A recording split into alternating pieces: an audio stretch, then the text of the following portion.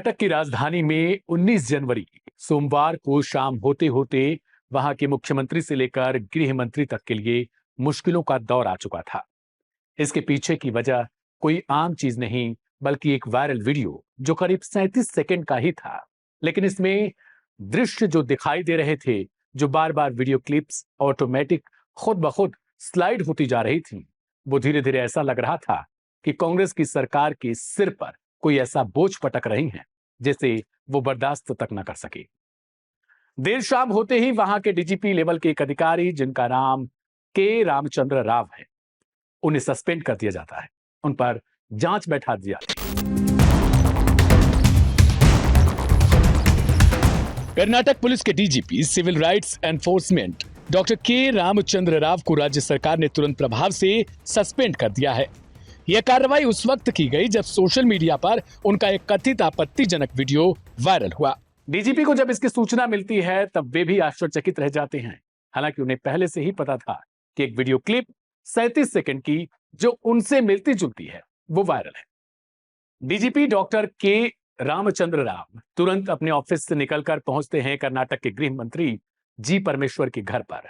हालांकि वहां तक घंटों वो इंतजार करते रहे, लेकिन उनकी मुलाकात नहीं हो पाई। जैसे ही वो लौटने का मन बनाते हैं, वहां पर मीडिया वालों ने, उनके कैमरों ने उन्हें घेर लिया। सवाल सबके तरफ से एक ही था, वो 37 सेकंड का वीडियो क्या है डीजीपी साहब? लेकिन जवाब सिर्फ ये कि वो एआई वीडियो है, मॉफ्ड वीडियो है।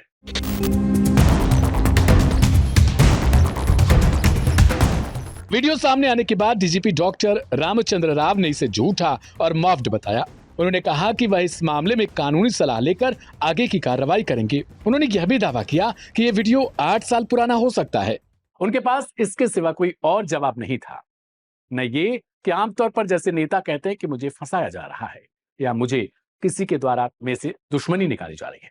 डीजीपी रामचंद्र राव के लिए सवाल यह भी था कि कुछ साल पहले ही उनकी बेटी, सौतेली बेटी हर्षवर्धनी रान्या राव 14.2 किलो गोल्ड के साथ पकड़ी गई थी एयरपोर्ट पर, और यह सोना करीब 12 से 13 करोड़ रुपए के आसपास तात्कालिक समय में जो बाजार की वैल्यू थी उसके हिसाब से था। दुबई से यह सोना लेकर चली आ रही थी और वो छड़नुमा जो सोने की आकृति थी वो इस तरीके से थी। हालांकि एयरपोर्ट पर अथॉरिटी ने उन्हें पकड़ लिया, जिसके बाद वो तमाम तरीके से अपनी कोशिशें करती रही। अपने पिता को भी उन्होंने कॉल किया, लेकिन वो बच नहीं पाई।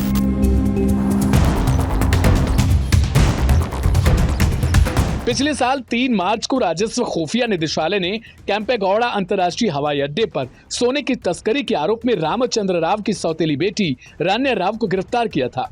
उनके पास हवाई अड्डे पर 14.8 किलोग्राम सोना भी जब्त किया गया था, जिसकी कीमत तात्कालिक समय में करीब 13 करोड़ रुपए के आसपास आंकी गई थी।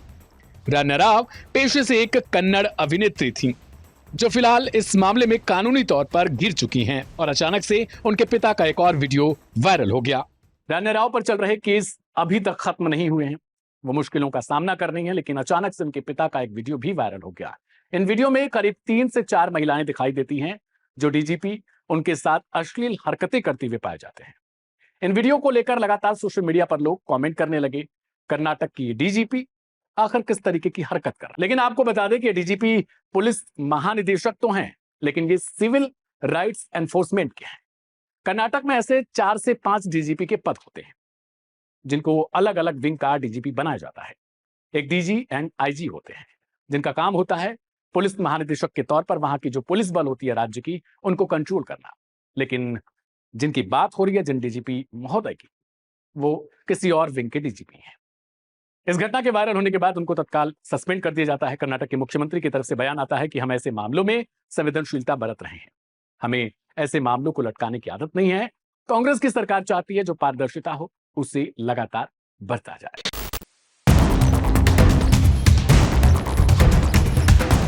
सरकार का कहना है कि प्रथम दृष्टया मामला गंभीर है और जांच लंबित रहने तक सस्पेंशन जरूरी है। सस्पेंशन के दौरान डॉक्टर राव सरकारी अनुमति के बिना हेडक्वार्टर नहीं छोड़ सकेंगे। हालांकि अब सवाल यह है कि जब डीजीपी लेवल के अधिकारी, जिन्हें सिविल राइट्स के लिए लगाया गया है, जिनका पद है, जो महिलाओं के खिलाफ अत्याचार, SC ST के खिलाफ अत्याचार या तमाम ऐसे जो लोगों से जुड़े हुए घटनाएं होती हैं, जो लोगों के ऊपर अगर किसी प्रकार का दबाव, प्रेशर है, उसे कम करने के लिए इसे बनाया गया है। और वो किस तरीके का प्रेशर कम कर रहे हैं, वो वीडियो वायरल है। अब सवाल यह है कि क्या आने वाले समय में जांच जो है वो उसी तरीके से हो पाएगी जिस तरीके से दूसरों को लेकर होती है, क्योंकि पद बहुत बड़ा है, सवाल बहुत बड़ा है। एक सवाल का जवाब देते हुए डीजीपी ने यह भी कहा कि हो सकता है कि जब उनकी सालों पहले बेलगावी में पोस्टिंग थी तो उस वक्त का, हालांकि उन्होंने इस बात को कंप्लीट नहीं किया और उन्होंने इसी बात के साथ अपनी वाणी को विराम दे दिया, क्योंकि उन्हें समझ नहीं आ रहा था कि वो किस तरीके से इस बात को डिफेंड कर पाए। हालांकि ये वीडियो एआई है या फिर किसी तरीके से इसे छेड़छाड़ करके बनाया गया है, इसकी पुष्टि लाइव हिंदुस्तान नहीं करता है। जांच जारी है, सस्पेंड फिलहाल कर दिया गया है। बेटी का जो पुराना रवैया रहा है वो आपने सुना भी, बेटी अभी भी केस का सामना कर रही हैं, लेकिन अब जो है बात उनके पिता, जो सौतेले पिता हैं रामचंद्र राव, उनके तक पहुंच चुकी है। तो अब लोग सोशल मीडिया पर लिख रहे हैं कि बेटी जो है वो अलग थी और पिता कुछ और ही कर रहे थे, और अब दोनों जो है कहीं ना कहीं वो ऐसे केस में फंसते हुए नजर आ रहे हैं जहां से निकल पाना बहुत मुश्किल हो चुका है। फिलहाल आप क्या सोचते हैं उसे कमेंट बॉक्स में जरूर लिखिएगा। लाइव हिंदुस्तान पर खबरों का सिलसिला लगातार जारी रहेगा, तब तक के लिए नमस्ते, शुक्रिया।